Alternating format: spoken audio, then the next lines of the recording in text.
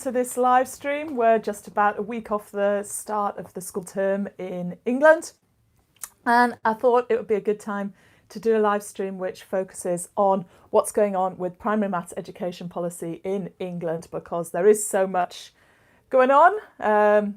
As ever with a YouTube live stream, I am trying my best to narrate it as it is. If there's anything I get wrong, please hammer me in the comments and correct me, because it's quite difficult to stay on top of everything.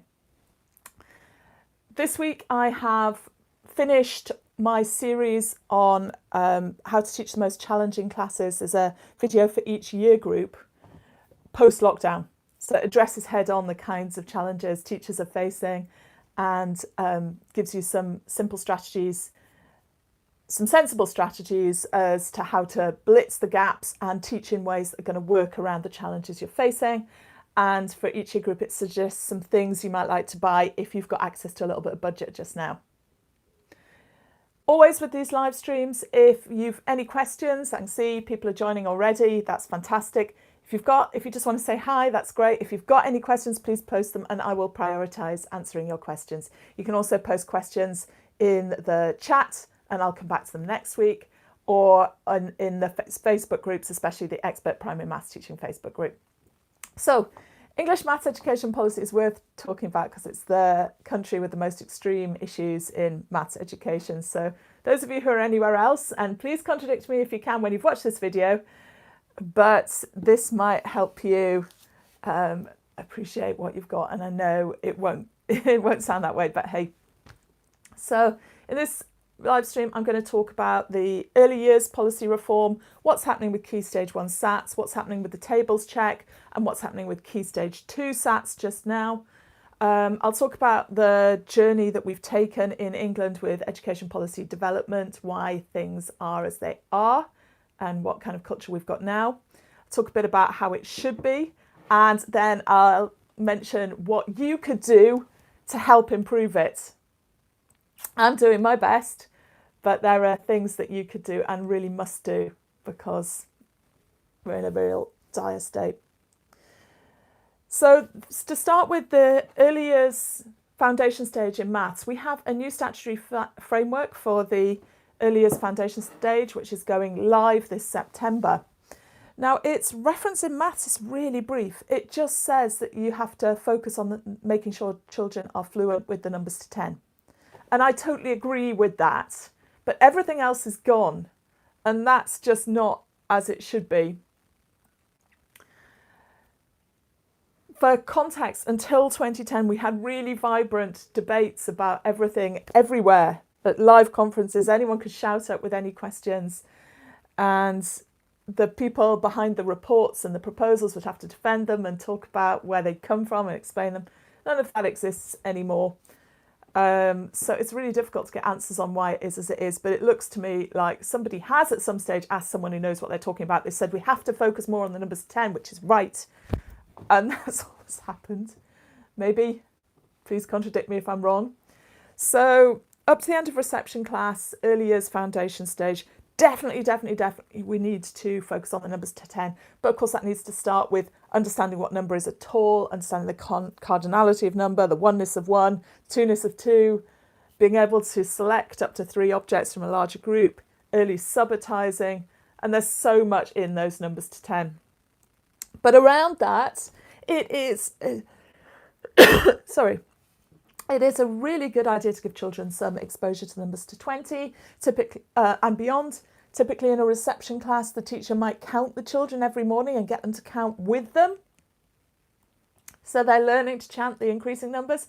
For tidy up time, you might have some music that counts down from 20, so they get some exposure to counting down from 20. This is one of my favourite toys, the magnetic number bugs for 1 to 20. Children age 4 just love these. They love to learn to string together the numbers in order.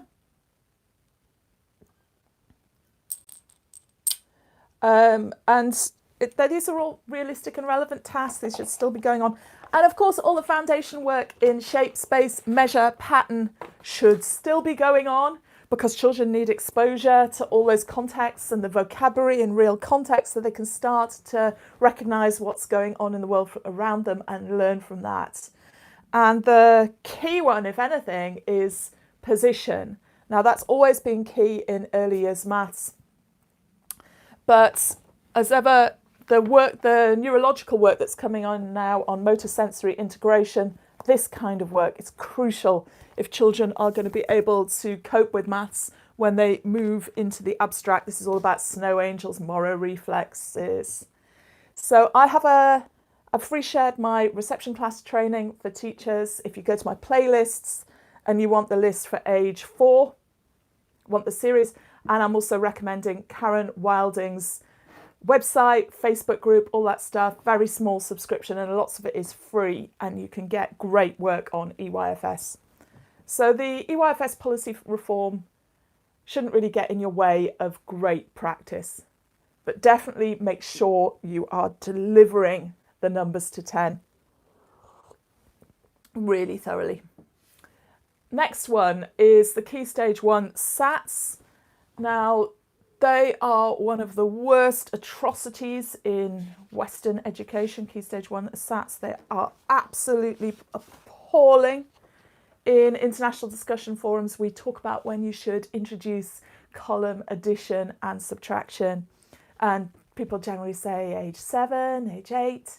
Well, in England, we examine children on them at the age of 6, and about a third of the children taking Key Stage 1 SATs are only 6 in the abstract, no apparatus. And this is all the creation of this man, Nick Gibb, the Minister of State for School Standards.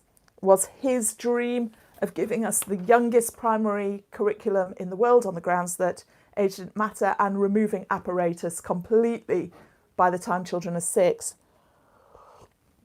for exams. He's someone who's well known and written about for covering ears when people talk about evidence. He doesn't exist for the benefit of children. He exists to create a system where school standards can be manipulated for the benefit of the government. It's an appalling exam. So it was due that this would be the last year group to do it. Our children currently going into year 2. But that was based on the reception class baselining having come in for the next year group coming through, which of course it didn't because of COVID. But also they were initial proposals, so there were all sorts of problems with them, like how are they going to punish infant schools and control them, which had not yet been resolved. So watch this space. We may be assuming they're going this year and this is our last year through them, but we have to fight for that. The unions are suggesting you boycott them and challenge them, then please support your unions. These are appalling tests. And of course, by reducing children, what they do, why they're so bad is they reduce children to a single number on a scale. And what we actually need is information about what children can and can't do to transfer with them. And that's perfectly possible in the 21st century. We're not in Victorian times. And by reducing children to a single number, all you're going to do is identify those communities where very few of the children had any parental input during lockdown, and the schools are therefore struggling. It's just awful. Needs to go. And everyone knows that. Everyone's been fighting for it so long and trying to do deals with the government. We will take some of your horrendous policies if you get rid of Key Stage 1 SATs. But it's not yet a done deal, and we're going to have to carry on the fight. Next one, the Year 4 tables check. This is another appalling Nick Gibb creation. It would have been so easy to create a really relevant tables check that checked first whether children could do their tables and get them right and understand what they were doing, and then assess their level of fluency. He didn't want that. He wanted to force schools to teach through rote learning in the Victorian style that he likes. So he's created a test with a 6-second guillotine on every question, because the tests show that that doesn't give you the children time to calculate and check their answers, which of course we want them to do because that's wise, especially in a test situation. And it's 100% pass mark. Just shouldn't be. It's not yet gone through Parliament. It is not yet statutory for our current Year 4. The expectation is it will become statutory, but it has to go through Parliament. So please, if you've got time, write to your MP about how bad it is and how it needs to be improved to be fit for purpose. And if your unions have a voice or other people have a voice, please support them in having that voice, because this test is mad. It needs to be age appropriate, it needs to be relevant, it needs to encourage schools and children to take a wise learning journey, and it doesn't do any of those things. The next one is the Key Stage 2 SATs, which we expect to be back this year. Again, they are not exams that are appropriate for this period in history. We are so capable of transferring information about what children can and can't do with them, and we're still reducing them to a single number at the age of 10. It's just appalling. Just exists so that Nick Gibb and his mates can cut grade boundaries at different levels and claim improvements. And of course, they're targeting the voters who wouldn't think to check that and check that it makes sense. So Year 6 SATs are statutory. I do expect them to happen because we've been doing them for years. So it's more difficult to challenge them because they're not new and they are established. All of the videos, all the advice I give assumes that all these tests are happening and that you do have to prepare for them. I don't try and compromise the reality that teachers are in. But this is just a live stream about challenging that reality. So let's just have a look here. Where have I got to? I've covered the 4 key bits of policy going on in English primary maths just now. How did it used to be? Well, when I was a younger teacher, we had a really vibrant culture of consultation, and you were taken into it very young. In my first 10 years of teaching, I was able to attend conferences where there'd be big sessions about all the reviews that were going on. There'd be people explaining why things are as they are, what they're thinking of changing, what the evidence is, what the pilots have shown, and taking questions live from anyone. It was fine to ask anything. I remember asking Sir Peter Williams some really, what could have been very naive questions. I mean, they probably were, during his review of primary education. And he just gave me really frank answers, and I could see the rest of the room finding them useful because most of them were too experienced to ask the kind of questions I was asking as a much younger teacher. And to have them answered with such clarity was great. And then we started to move into the mass open online era, where you could run those same kinds of consultations live online through mass open online discussions. And when the NCETM was set up, National Centre for Excellence in the Teaching of Maths, it was set up to do that, to create a collaborative culture. It had discussion forums where all of this stuff was being discussed. I had a maternity leave in 2008, and I spent loads of time on those discussion forums, and they were amazing discussions. And lots of us worked for the NCETM as well. It was inclusive, it was meant to be roots up and meant to be transitioning into the mass open online era. And then 2010 happened and all of that ended completely. All consultation stopped, and anyone who questioned that or was thought to be a threat to the stopping of consultation was, well, it was brutal. For me, I was sacked without warning from the NCETM. My appeal was heard in private without me being allowed to know it was going on. And all the associations I was associated with were avalanched with complaints about me. I was hugely attacked when I went online to talk in online discussion forums. Yeah.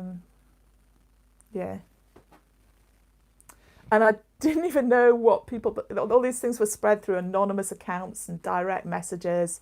I didn't even know what people believed about me for 2 or 3 years after that. And it was so toxic and so grim. So consultation was completely shut down.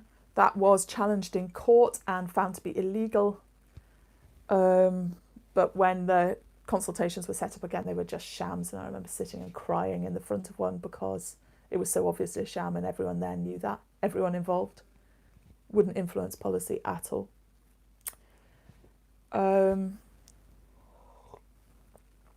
And people like me were made an example of, so everyone became very, very scared to speak out at all. And of course, the process of reform to Ofsted, which was supposed to make it a regulator fit for modern purpose, like all the vast majority of regulators had been reformed already, and Ofsted was on its way to make it accountable to the public and there to act in the public interest, was stopped in its track. So Ofsted could be used to force schools to transfer their assets into private hands. And some of us had to watch close up what happened as people who appeared to be major Tory donors assets stripped, the contracts. Oh dear.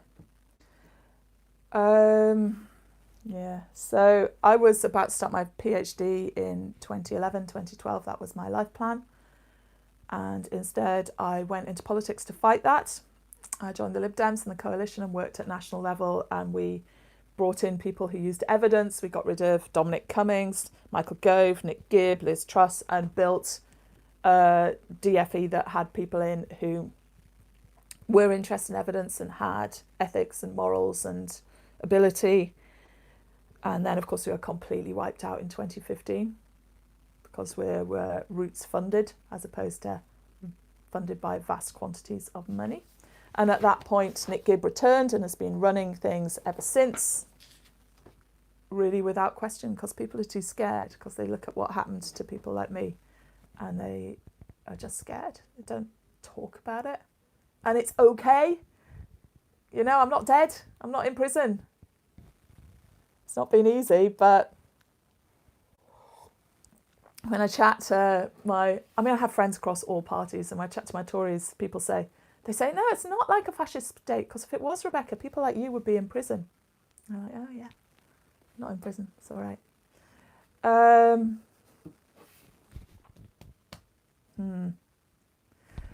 So what did happen that was positive for me personally, I was always passionate about building 21st century consultation where everyone was involved in developing policy and understanding why decisions were being made as they were, and could input if they had evidence that wasn't being considered by the consultation.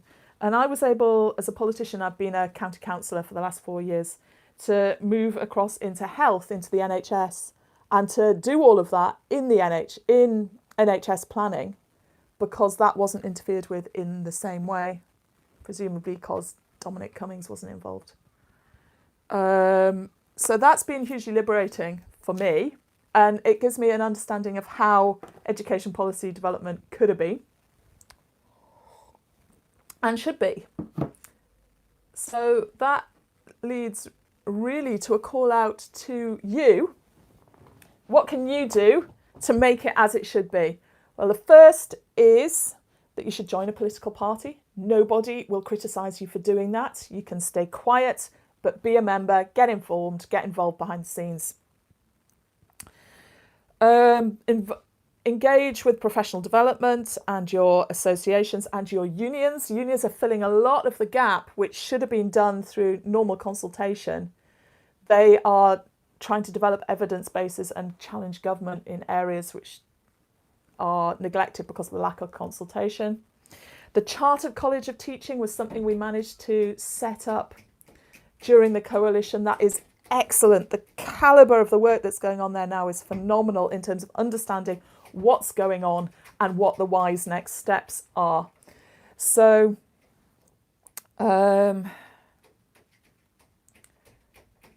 these are all things that you need to do. Now, we do need to get people who understand education into politics, into all parties, including the Tories, because they need to be challenged from inside. And the kinds of people that we need to get involved are young, retired people. But also, if you're going through some kind of career break or change, you can get involved for a while. if you're stepping back from teaching because you're raising a family, get involved. Set up separate accounts that you can shut down later. People aren't attacking people who do that. It's a long journey to being able to contribute, because the reality of education policy development is that most people are in it because they're passionate about what they do and they want to roll it out. But it doesn't roll out very easily because all contexts are different. Sorry, there's just a pigeon walking around on the roof here. It's very noisy if you're wondering. Background noise.